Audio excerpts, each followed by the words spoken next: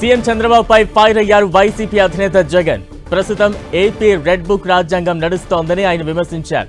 చంద్రబాబుకు హుందాతనం లేదని, అన్ని పదవులు తనకే కావాలనే అహంకారం చంద్రబాబుదని ఆయన విమర్శించారు. కష్టాలనేవి శాశ్వతంగా ఉండవని, వచ్చేది వైసీపీ సర్కారేనని జగన్ అన్నారు.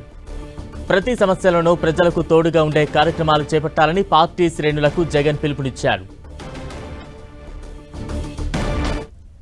ప్రతి సమస్యలోనూ ప్రజలకు తోడుగా ఉండే కార్యక్రమం ముమ్మరంగా అడుగులు వేయాల్సిన అవసరం వచ్చింది.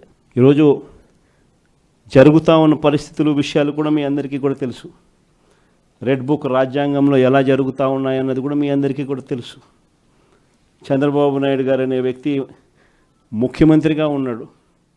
మామూలుగా ముఖ్యమంత్రిగా ఉన్న వ్యక్తికి ఒక హుందాతనం ఉంటుంది. ఈ మనిషికి ఆ హుందాతనం లేదు. ఈ మనిషికి ఏదైనా కూడా తాను ముఖ్యమంత్రి కాబట్టి ఏ పదవైనా తనకే కావాలి, తనకు సంఖ్యాబలం లేకపోయినా తనకే కావాలి అన్న అహంకారంతో ఈరోజు చంద్రబాబు నాయుడు రెడ్ బుక్ పాలన సాగిస్తూ ఉన్నాడు.